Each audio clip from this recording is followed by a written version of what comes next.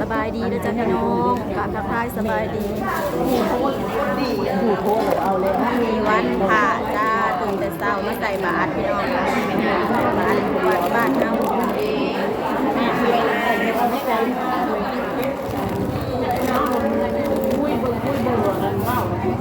มีมาม่าจะกินเลยเอาอันหนึ่งตัวนี้ชื่อเอาใส่บาตรวันผ่าจ้าเป็นวันที่ดำเลยเดือนสี่แล้วเนาะ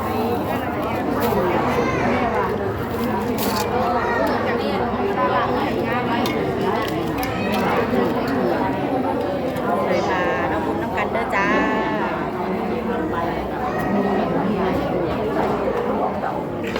เว็บปนี่ยังบ่มานักร้องสาวสวยนักร้องสาวสวยมาสวยกว่า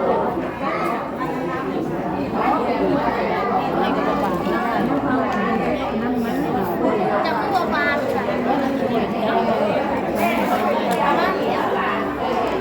เองนะบอกว่าเอา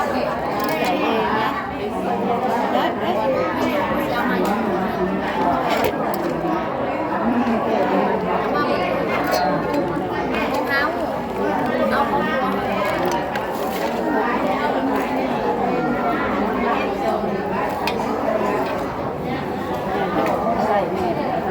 น้องไผ่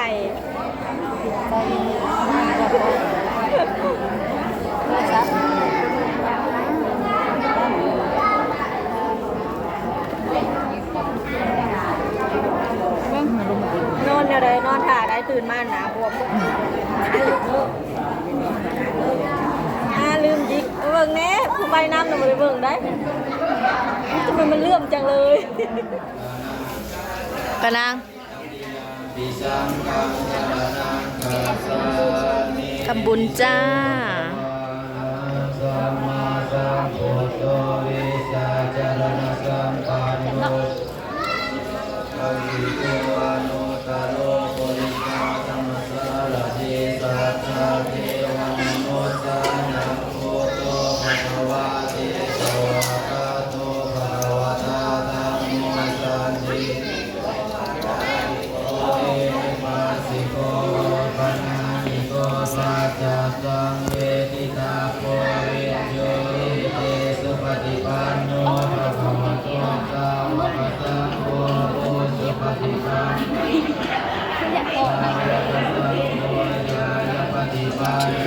ทองชั้นหอกทองชั้นหอกโกโก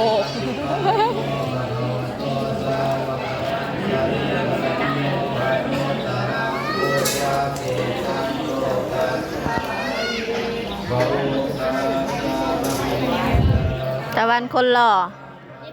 ตะวันสบายดีปลาดุ้งนะไว้พวกน้องเทพไทยกันอยู่ทางผมคนหล่อ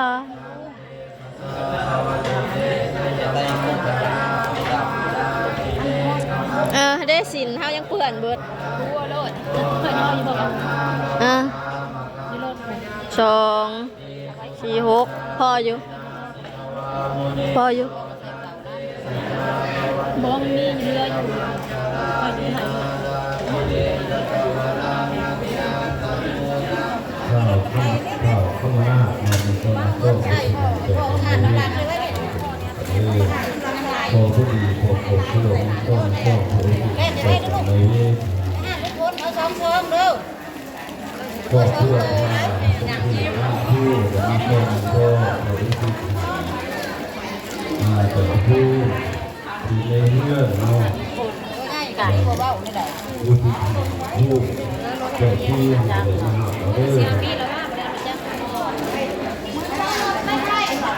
ขอบคุณมากผู้เข้าเพื่อคนก็คือผู้ที่ขอโสมขอโสมสวีก็ของข่าวเป็นป้ายหน้าข้างหน้ามันเลยเด็กเตะหน้าหน้าของเป็นโอ้ตัวหน้าตัวทุนตัวทั้งหลายที่สุขทั้งหลายได้รู้ที่ไหนได้เวลาวันนี้นั่นก็กาเพื่อสาธุบาลิสุโธอาโมทานีสาธุ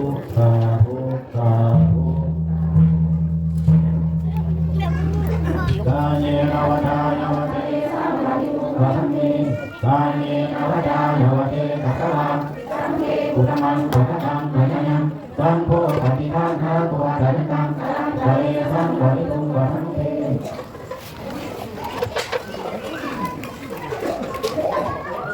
ยะถาวะมหาปุราเวทิสังฆังเยวังวิวาหิโตทินังเตนะมุตตะปะติอิติตังปะตินังตุมังคิสุเมวะตุมิสัตถุตังเตเตโหสังฆปะยะโตปะระสัมมาสัมพุทธัสสะยะถาจิงอาวิวาทาสะน้ำนางไผ่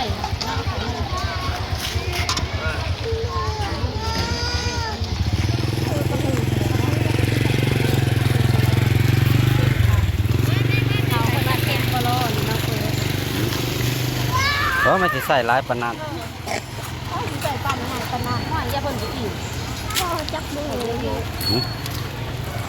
นะบ่ทันฮอดดอกลูกพอดี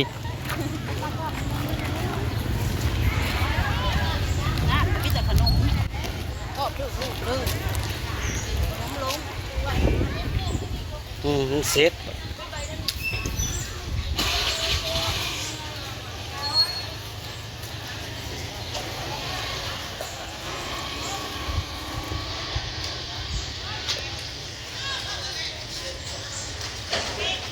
ก็กุฏิไปแต่มานอนเว้นประเทศไทยตะวัน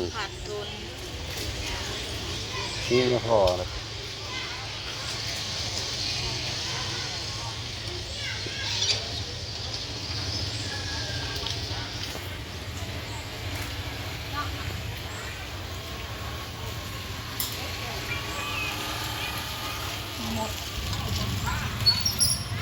ช่วงนี้บรรยากาศดี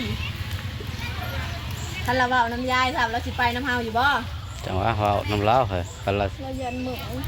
น บอก เหมือนขี่รถขี่ลาย คันบอกอย่างล่มกัน แต่เฮาก็ไปบัด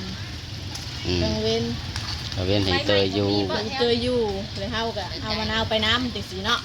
เจออยู่น้ำยายเฮาก็บ่ไปเลยเมื่อยขี่รถขี่ลางแล้วเมื่อยขี่รถเพื่อนตัวเองก็ยังพอแฮงขี่รถเพื่อสิฮอดก็พื้นไปขึ้นเพื่อนพี่น้องขึ้นบ้านใหม่ขึ้นบ้านใหม่ อ้าวจักรดีตากล้อง ได้ล่ะพ่อใหญ่ทอน คนแรกเลยเพื่อนคนเฮ็ดแป๊บเดียว เงินเขาจะเถิงเนาะเงินเราแล้วมาเถิง เฮ็ดน้ำล้างของคุณ มาเบิ่งวิวพี่น้องเขาจะเฮ็ดกันเจือนบรรยากาศแบบท้องฟ้าสลัวสลัวหักอลีบรรยากาศท้องฟ้าเป็นแบบนี้วัดบ้านเฮาก็อยู่แบบแคมป์ถ่าน้ำเลยพี่น้องชมวิวเดี๋ยวก็สิฮอดมื้อบุญแหละเด้อพี่น้องเอ้ยบ้านเฮาก็สิมีบุญอีกแล้วเป็นบุญใหญ่จะบุญประจำปีสิมีหมอลำเรื่องนำพี่น้องปีนี้วันฮะฮอดผู้แล้วผู้ปางหูไอ้ผู้อันนี้เขาเจ้าอันจงไปทางเที่ยวไปบัดดอนค่ะเด้เขาจะเฮ็ดอยู่ดอนค่ะเด้ฮอดได้ลุ่มมาแล้วอยู่บัดแล้วเขาก็เฮ็ดเป็นอันนั้นเด้พี่น้องจ้าเมื่อนี้ค่ะอิ่มบุญน้ำกันมาบุญน้ำกันเด้อจ้าสำหรับคลิปนี้แล้วก็ขอจบคลิปไปเพียงเท่านี้กันพี่น้องไปสิเมื่อไปส่งเด็กๆไปโรงเรียนสำหรับใครที่เขามาเบิ่งคลิปกะขอให้ได้บุญน้ำกันเด้อพี่น้องอยู่ดีมีแห้งสุขภาพเข้มแข็งโศกมานลำรวยเด้อ